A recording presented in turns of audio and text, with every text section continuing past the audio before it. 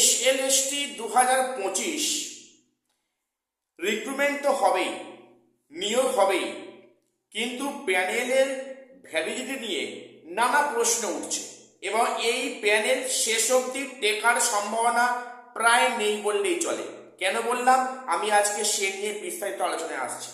এবং গতকাল যে কতগুলো বিষয়ে কাউন্সেলিং হলো 24 তারিখে, তো সেখানে কোন কোন সাবজেক্টের কটা করে সিট এখনো ভ্যাকান্ট আছে আমি সে নিয়ে আলোচনায় আসছি। এবং ইন সার্ভিসদের করা একটি মামলাকে সুপ্রিম কোর্ট নাকচ করে দিল। কি সেই মামলা? আমি সে নিয়েও আজকে আলোচনায় আসছি। প্রত্যেকের চ্যানেলটা সাবস্ক্রাইব করে দিও এবং গুরুত্বপূর্ণ এসএসসি এবং পিএসসির আপডেট পাওয়ার জন্য। আজকে প্রথম বলবো যে এই যে 2025-এর যে প্যানেল তৈরি হচ্ছে এবং সেখানে গতকাল কাউন্সেলিং হয়েছে, আজকেও কাউন্সেলিং আছে, আগামীতে কাউন্সেলিং হবে। অর্থাৎ মার্চের প্রথম দিকে যে নিয়োগপত্রটা ওরা পাবে, স্কুলে জয়েনিং করবে, সেখানে প্যানেলের আদৌ ভ্যালিডিটি থাকবে কিনা সে নিয়ে এখন বড় কোশ্চেন মার্ক। দেখো, সত্যি কথা বলতে, যেটা বলতে কষ্ট নেই, এই প্যানেল শেষ অবধি টেকার সম্ভাবনা খুব কম। সত্যি এর থেকে বড় কষ্ট আর নেই।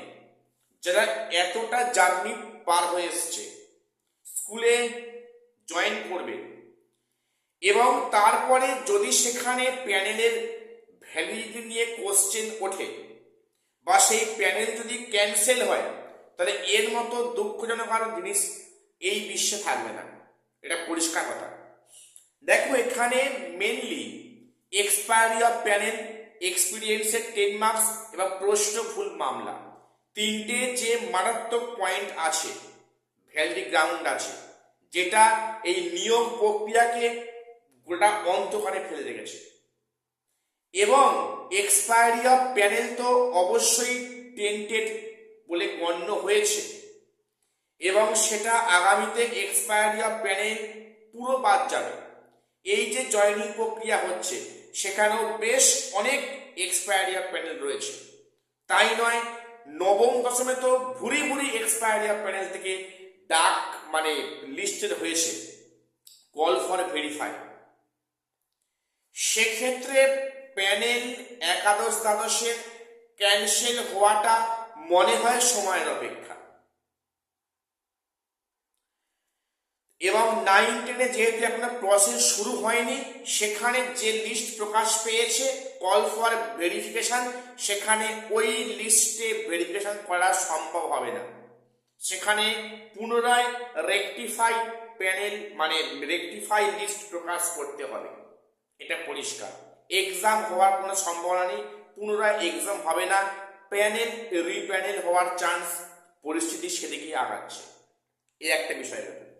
এবারে বলি, গতকাল যে কাউন্সেলিং হলো, সেখানে যে 6টা সাবজেক্টে কাউন্সেলিং হয়েছে, সেখানে সবগুলো সাবজেক্টে কিন্তু ভ্যাকান্ট পূরণ হয়নি। আমি সাবজেক্টের নাম ধরে বলছি, তোমরা যারা ওয়েটিংয়ে আছো ভালো করে শুনে নাও, তাহলে অবস্থান বুঝে নাও। অ্যানথ্রোপোলজি, সেখানে যা ভ্যাকান্সি ছিল সেখানে এখনো 4টে ভ্যাকান্সি রয়েছে। আচ্ছা, হোম সায়েন্স, সেখানে যা ভ্যাকান্সি ছিল সবকটাই পূরণ হয়েছে, সেখানে কোনো ভ্যাকান্সি ফাঁকা থাকছে না। এবং আছে মিউজিক, মিউজিকে 12টা ভ্যাকান্সি এখনো আছে। মিউজিকে 12টা ভ্যাকান্সি এখনো আছে, এটাই জানতে পারছি। এবং সাঁওতালি বেঙ্গলি মিডিয়ামে সেখানে 3টে ভ্যাকান্সি এখনো রয়েছে। এবং সাঁওতালি মিডিয়ামের যেখানে কোনো ভ্যাকান্সি নেই, সবকটাই পূরণ হয়ে গেছে। যদিও এগুলো মাইনর সাবজেক্ট, মাইনর বলা ভুল, সেখানে কম কম ভ্যাকান্সি আছে। আসলে এখানে কমিশন মেজর্স যে subject Bengali, English, geography, political science, education, history, এগুলোকে আগে আনেনি। কারণ সেখানে কমিশন জানে এক্সপায়ারি অফ প্যানেল এবং এক্সপিরিয়েন্সের 10 মার্কস নিয়ে যে মানে অবস্থায় কমিশনকে পড়তে হবে, সেখান থেকে কিন্তু ব্যাকে ফেরাটা খুব টাফ। তাই যেগুলো ছোট ছোট সাবজেক্ট কম ভ্যাকান্সি সেগুলো আগে কাউন্সিলিং করে নিচ্ছে। তো এই কয়টা সাবজেক্টে এখনো ভ্যাকান্সি ফাঁকা রয়েছে এবং যারা ওয়েটিংয়ে আছো তার জন্য এটা একটা খবর। এইবারে 2016 ইন সার্ভিস যারা আছেন ওনারা সুপ্রিম কোর্টে দ্বারস্থ হয়েছেন গত কয়েকদিন আগে। তাদের দাবিটা কি, যে যে তারা যেই স্কুলে কাজ মানে জব করতেন সেই স্কুলে যেন তাদের রাখা হয় কাউন্সেলিং এর পরে। অবশ্যই এটা কাউন্সেলিং এর আগে গিয়েছে, যাতে করে কাউন্সেলিং এ তাদের সেই স্কুলে অপশন দেওয়া হয়। এটা তারা এই দাবি নিয়ে সুপ্রিম কোর্টে দ্বারস্থ হয়েছিল, কিন্তু যিনি সুপ্রিম কোর্টে ছিলেন বিচারপতি, প্রধান বিচারপতি, উনি পরিষ্কার বলেন এবং উনি বিষয়টি শোনেন না, শুনতে চাননি। ওনার বক্তব্য, এটা যেহেতু ফ্রেশ রিক্রুটমেন্ট হচ্ছে, কাজে এই রিক্রুটমেন্টে কাউন্সেলিং হবে, সেখানে যার যা স্কুল পড়বে তাকে সেই স্কুল নিতে হবে, এই আবদার এখানে হবে না। পরিষ্কার বলে দিয়েছেন যে স্কুল সেখানে যে চেঞ্জ করবে না, হ্যাঁ, সেটা কিন্তু পুরো বন্ধ। অর্থাৎ স্কুল চুজ করতে হবে কাউন্সেলিংয়ে, সেই মোতাবেক যার যেমন স্কুল পড়বে তাকে সেই স্কুলে জব করতে হবে। এবং কিন্তু বিচারপতি এটা পুরোটা খারিজ করে দিয়েছেন। শোনেন, এইবারে যে প্যানেলটা, আচ্ছা এবারে বলি 9-10 যে দেরি করছে, এখনো দেরি করবে। তোমরা দেখো, এই যে কাউন্সেলিং প্রক্রিয়া শুরু হয়েছে গতকাল থেকে, এই প্রক্রিয়া কিন্তু বেশ লেন্দি করবে, কারণ সামনে গ্রুপ সি এবং গ্রুপ ডি এক্সাম রয়েছে।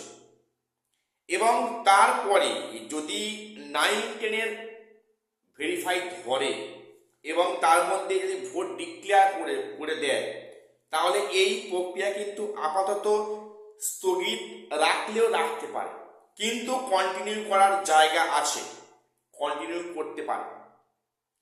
এবং এখানে কমিশনের যেটা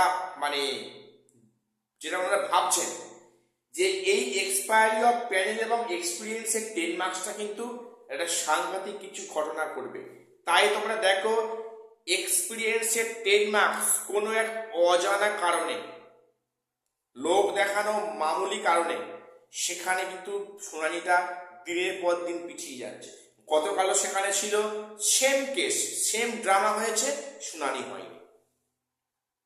আমি জানি না এর শেষ কোথায় আছে, এবং শেষ অবধি এই প্যানেলে যারা চাকরি পাচ্ছেন মানে তারা শান্তির ঘুম ঘুমাতে পারবেন তো?